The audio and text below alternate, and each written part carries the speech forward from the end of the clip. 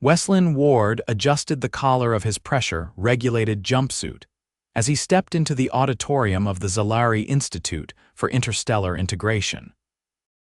The air smelled faintly of ozone and citrus, some alien's idea of making the atmosphere welcoming.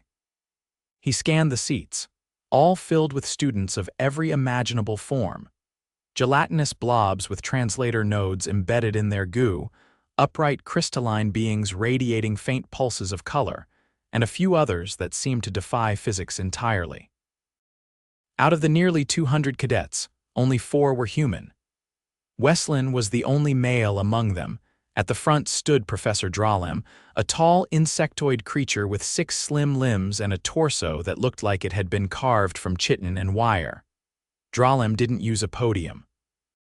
He simply hovered in place, supported by a low-energy grav field. "Attention," Xelari said, his translator projecting the words evenly. "Today begins the hostile environment survival practicum. Your task is to endure and complete a series of drills in atmospheres and terrains not suited to your biology. You may not bring atmospheric converters, external oxygen tanks, or assistance from your species. Non-compliance will result in failure." From the back, Weslin raised his hand. Xelari didn't nod, didn't blink, just turned slightly. "Yes, Cadet Ward. Are we allowed to build something new, like from scratch, using available Institute materials?" Xelari paused. "If it is not pre-existing and not part of your standard survival pack, yes." "Innovation is not prohibited. Got it. Just needed clarity." Xelari's eye stalks retracted slightly, an expression Weslin had learned meant mild irritation. "Then prepare yourselves. Your first deployment is in 72 hours. The lights dimmed, and a hologram activated behind the professor, displaying the first environment. A nitrogen-heavy volcanic plain on Chiral V, with sulfur geysers and surface temperatures reaching 120 degrees Celsius. The kind of place where lungs would boil and skin would blister in under a minute. Weslin's stomach tightened. Back in his dorm, Weslin opened his footlocker and pulled out a small metal case. Inside were tools: micro-welders, a disassembled carbon printer, a roll of flexible circuitry, and a dozen other components most students wouldn't even recognize. He sat down, pulled the schematic panel from the wall, and began sketching. The issue wasn't just heat. It was pressure, chemical saturation, and mobility. None of the standard suits could handle all of that simultaneously, especially not with the weight constraints. So he'd have to make a suit that wasn't just protective, it had to be wearable, light, and self-sustaining. By midnight, he had a prototype on paper and a shopping list of materials that would violate half the Institute's safety codes. The next morning, Weslin approached the engineering wing. He nodded at Casual, a semi-liquid being with a core temperature of -50 degrees who was always leaking onto the tiles. "I need access to the thermal filament printers," Weslin said. Casual's translator buzzed. "You're not cleared for that lab, I know." "That's why I brought you this." Weslin held up a containment jar with a tiny vibrating device inside. "It's a sonic emulsifier. I tuned it to stabilize your outer membrane for up to 12 hours. Keeps you from leaking." Casual blinked. "I have been requesting that for 3 cycles. Now you have it. Trade, deal." Inside the lab, Weslin worked for 13 hours straight. He printed the frame from a titanium ceramic mesh, light enough to move in but strong enough to resist blunt trauma and heat. The inner layer was woven from a reactive polymer that stiffened on impact and included built-in cooling vanes. The most complicated part was the respiratory module. He had to create an air recycling system from scratch, using discarded algae processors and a hacked drone circulator. By the end of the second day, his hands were shaking from fatigue, his eyes burned. But the suit stood upright on its rack, matte black and humming softly. He ran diagnostics. Oxygen flow was steady. Internal temperature held at 22 degrees Celsius. Battery runtime, 6 hours. It would have to be enough. At the morning deployment, Xelari looked over the assembled cadets. All cadets will be transported to their environments in isolation. You will be monitored remotely, no contact outside the zone. Weslin didn't respond. He was too busy checking the seals on his helmet. The drop shuttle landed him on a rocky plateau. The sky was a seething orange and the ground around him hissed where acidic steam erupted from fissures. The suit beeped twice internal system, registering environmental hostility. He stepped out. The moment his boots hit the ground, the temperature surged. The outer shell of the suit shimmered as the reflective coating compensated. His breathing remained steady, the rebreather quietly oxygenating the air. He took a cautious step forward. A geyser erupted 20 meters away, showering molten sulfur into the sky. The suit's sensors flared and he pivoted, shielding his vitals. The splash landed a few feet away, sizzling. Weslin navigated through a narrow canyon where vents released bursts of toxic gas. The suit's filtration unit kicked in, but he watched the pressure readings closely. If the filters clogged, he'd suffocate. Halfway through the canyon, he stumbled. A rock had given way beneath his boot. He landed hard on his left side. Pain shot through his ribs. "Come on," he muttered, dragging himself up. He tapped the suit's med read. The diagnostics showed sustained bruising, no breaks. He adjusted the suit's tension to support his side and kept moving. He didn't sleep. The environment didn't allow it. By the time the extraction shuttle arrived 18 hours later, he was dehydrated and sore but alive.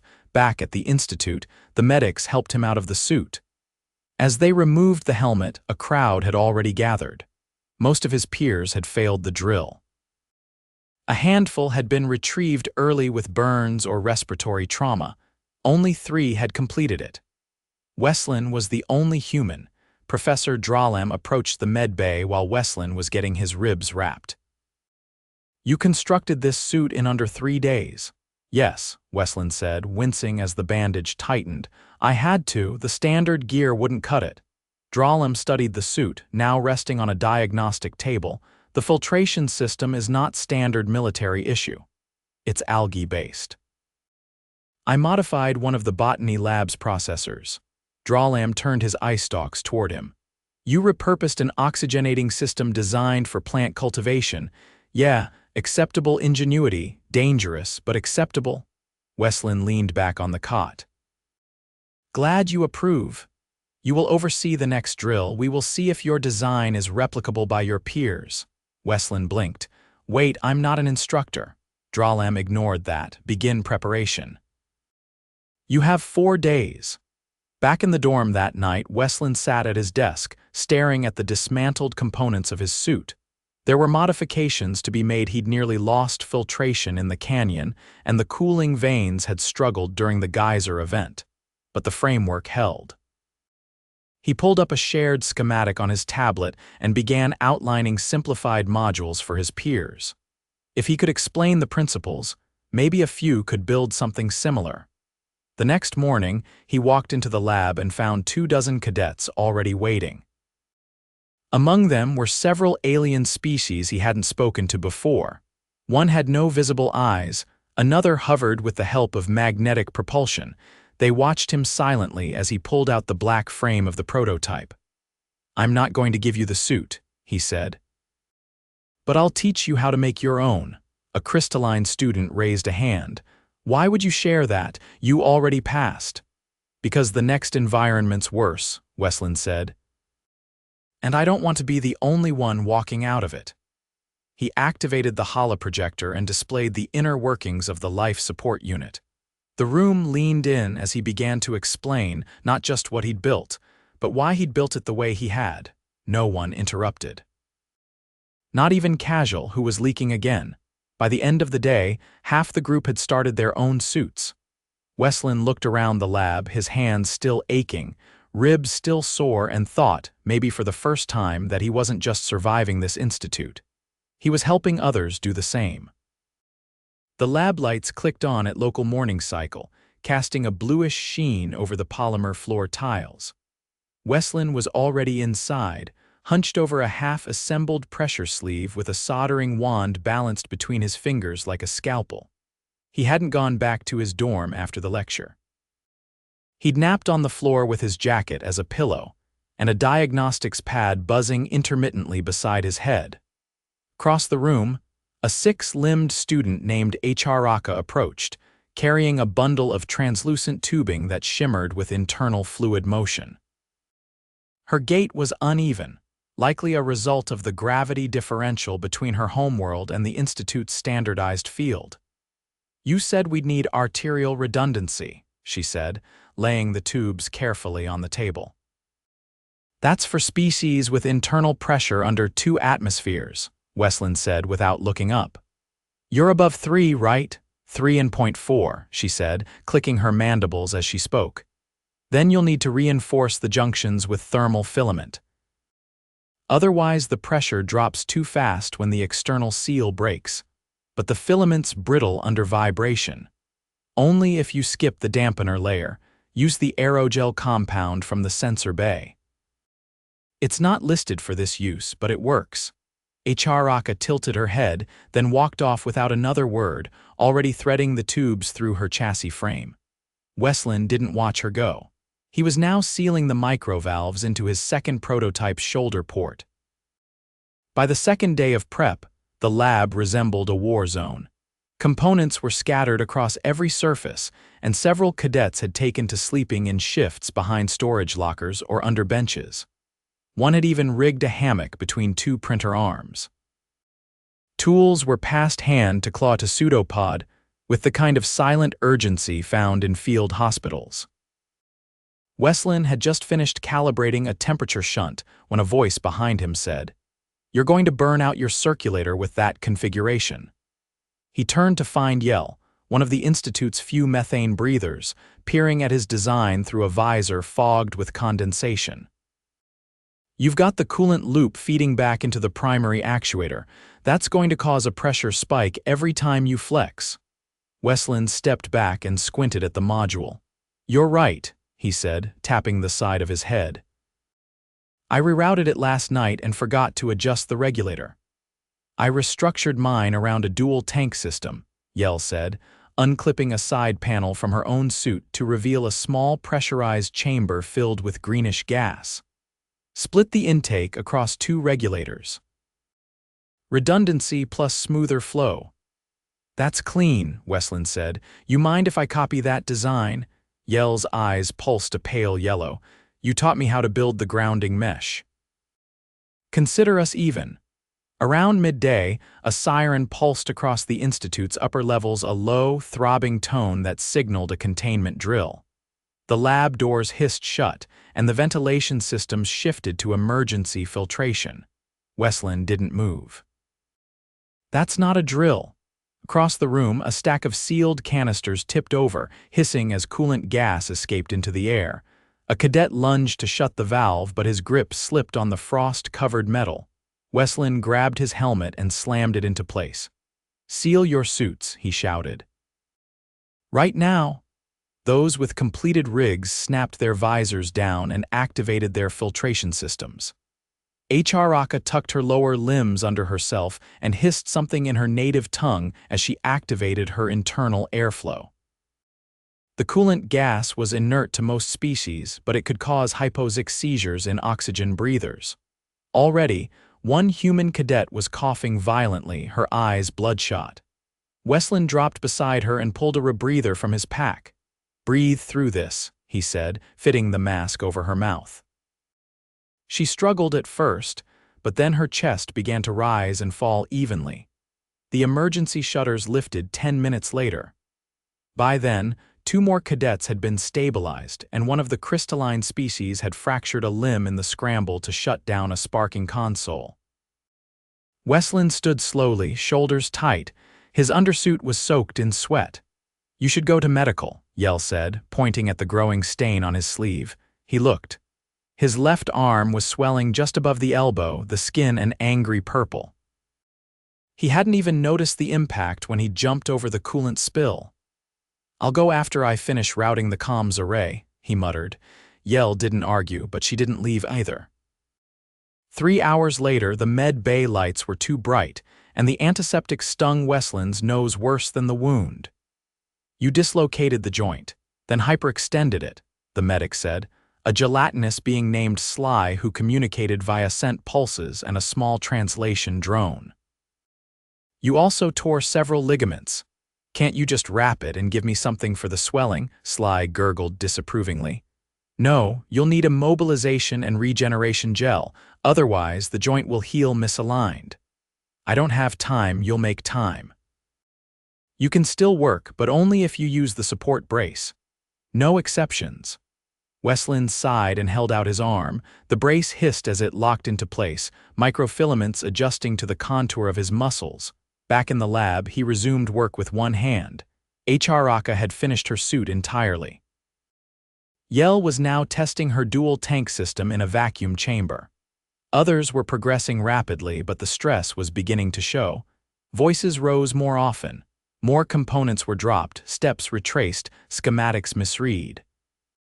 The next morning, Xelari appeared without announcement, gliding into the lab with two other faculty observers, a spherical being that hovered via ion fields, and a tall, avian figure with feathers that rippled like smoke.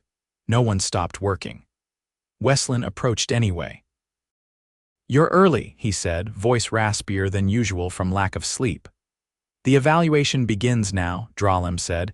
"You've had 4 local cycles. Show us the results." Weslin nodded and turned toward the others. Suits on, full system check. A dozen cadets sealed their rigs. Displays lit up across chests and shoulders, internal systems running diagnostics. One by one, Weslin checked each suit's readouts, verifying airflow, temperature regulation, structural integrity. Xelari observed silently, taking no notes. The test environment this time was a frozen moon with near-zero atmospheric density and magnetic storms that played havoc with unshielded electronics. The drop would be blind, no visual markers, no nav beacons. As the shuttle ascended, Weslin sat across from Yell and Xelari, their suits humming quietly. The interior lights dimmed as they passed into the upper atmosphere. "You ready to get lost in an ice field for 12 hours?" Weslin asked. "No," Yell said. "But I modified my boots with directional treads. I'll leave a trail." "I have a seismic pulse sensor," Xelari added. "It detects solid ground under snow layers." Weslin grinned despite the brace tugging at his arm. "Guess I'm the one who should be nervous." The shuttle released them one by one. When it was Weslin's turn, he stepped into the launch chamber and checked his seals a final time. "Telemetry active," a voice said over his comms. "Good luck, Cadet Ward." The chamber floor vanished and he dropped into white. His suit hit the ground with a crunch. Snow and ice sprayed around him, and the temperature gauge on his HUD flashed a warning before stabilizing. He stood, legs sinking slightly into the frost, and activated his internal compass. Magnetic interference. "No reading."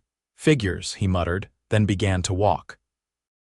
The wind screamed across the ice plains, blinding gusts that made every step a guess. He'd built the suit's lenses to adjust opacity automatically, but even so, the glare was fierce. After an hour, he found a ridge and climbed it slowly, boots digging in with each motion.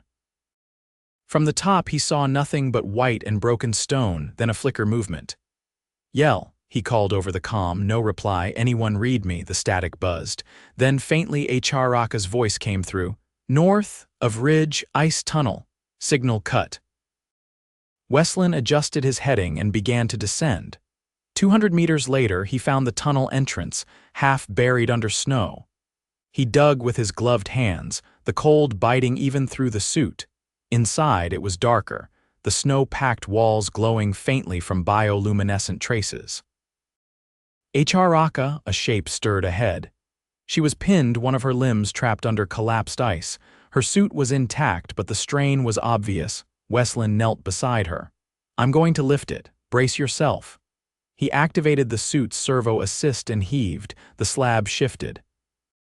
Xelari pulled free, dragging herself back with her upper limbs. "Can you walk?" "Barely." He linked their suits via tether. "Then we walked together."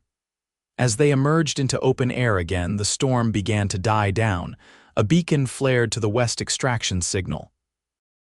They limped toward it in silence, boots crunching over frost, suits hissing quietly with each breath. Weslin didn't say anything until they were both aboard. "You saved me," Xelari said, her voice low. "Today," he replied. "We'll see who's saving who next time." The debrief chamber was colder than it needed to be, with a ceiling that arched too high and lights that buzzed in uneven pulses. Weslin sat on the edge of a medical cot, his immobilized arm resting in a sling while a bioscanner hummed over his chest. The suit was back in its case, sealed and tagged for inspection. He hadn't even taken the boots off yet.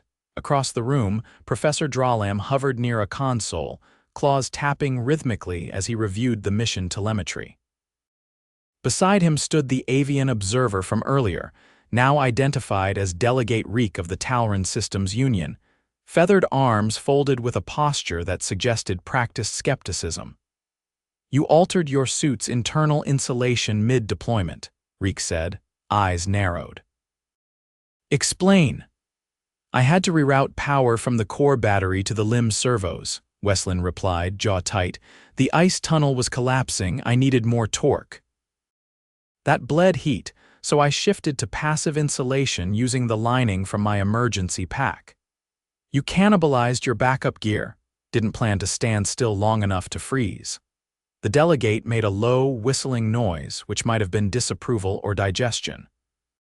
Dralam, however, simply turned to the screen again. "You violated 3 equipment protocols," Dralam said, "but the suit held. You extracted another cadet, you reached the beacon, no fatalities. I'm not after a medal. I just don't want to die during a training exercise." "You won't receive a medal," Dralam said. "You will, however, be expected to provide a full technical breakdown of your modifications, including the emergency reroute." "Already working on it." Reek turned then, feathers shifting as he regarded Weslin more closely. "Your species has a reputation for how shall I phrase this impulsive problem-solving. This confirms it. We adapt fast," Weslin said, not bothering to hide the sarcasm. "Adaptation is not the same as foresight." "No," Weslin said, "but it gets you through ice tunnels." Reek said nothing else. He simply turned and walked out. 2 days later, Weslin was back in the lab, arms still braced, surrounded by scattered parts and a growing stack of diagnostics reports. The others had dispersed, some recovering, others reassigned. The lab was quieter now, filled only with the low whir of printers and the occasional hiss of cooling vents. He was midway through reassembling the servo housing when someone stepped through the doorway with an uneven gait. "I was told you had my leg." Xelari stood in the entryway, leaning on a temporary support strut attached to her lower torso. Her outer carapace was scuffed and one mandible was still bandaged. "I didn't keep it on purpose," Weslin said. He reached under the bench and retrieved the curved joint assembly he'd salvaged from the ice tunnel. "Had to disconnect it to pull you out." She walked over slowly, took the joint, and turned it in her claws. "You reinforced the servos with braided cable." "That's not standard issue." "Didn't have time to find a proper brace. Improvised." "You always improvise, when I can't afford not to." She turned it over once more, then set it on the bench beside him. "They're putting me on restricted duty for the next cycle," she said. "But I requested to assist in your breakdown analysis. I want to understand what you did." Weslin looked at her, then nodded toward the schematic screen. "Top row's the power module, middle's the thermal layer. You'll want to start there." They worked in a rhythm that didn't require much talking. She adjusted values as he dictated sensor readouts. He rewrote the circuit logic while she recalculated the voltage tolerances. Midway through the session, the lab door opened again, and Yell entered, dragging a container that hissed faintly. "I brought the tank regulators you asked for," she said. "Also, 3 of the cadets from the methane unit want to duplicate your oxygen dispersal design for their own pressure suits." Weslin sat back, stretching his good arm. "It's not plug and play, they'll need to modify the intake diameter." I told them that. They insisted they'd rather break something trying than sit another cycle waiting for permission. He grinned at that. "Sounds familiar." By the next morning, the lab was active again. Word had spread. Cadets from across multiple species clusters trickled in, requesting schematics or asking for help adjusting their own suits. Weslin found himself juggling requests for thermal shielding configurations and vibration dampeners, even as his own brace itched against his skin with maddening consistency. Dralim arrived without fanfare, his entry unnoticed until the lab's ambient lights adjusted slightly to accommodate his presence. "You've started an unauthorized project," he said. "It's not unauthorized," Weslin replied. "You told me to provide a technical breakdown." "This is the breakdown live." Dralim's antennae twitched. "You've repurposed a laboratory into a collaborative engineering bay with no oversight. Not true, I'm right here." There was a pause. Weslin continued tightening a bolt on the upgraded servo mount. Rather than argue, Dralim turned toward one of the workstations, studying a cadet's schematic. He remained there for several minutes without speaking. Then finally he said, "Carry on." Weslin didn't look up.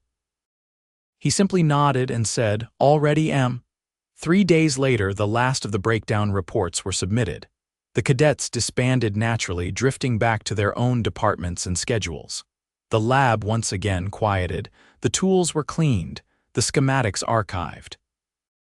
Weslin stood alone at his bench, suit sealed in its case, brace finally removed. The skin around his elbow was still tender, but the joint moved without complaint. Raka entered quietly and placed a sealed packet on the bench. "What's this?" Weslin asked. "Food from my homeworld," she said. "Digestible by your species, high in protein. I thought it might help." He opened the packet and sniffed. It smelled like roasted seaweed and copper. "You didn't have to do that."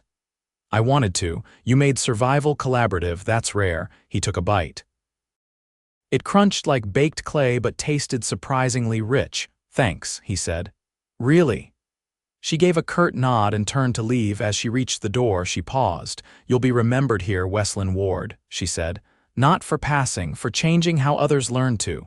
Then she was gone. Weslin looked around the empty lab, the shelves stacked neatly, the tools aligned, the screens dark. He glanced at the suit one last time, then closed the case. He didn't need it anymore. Not here, not now. The lesson had been passed on, and that was enough.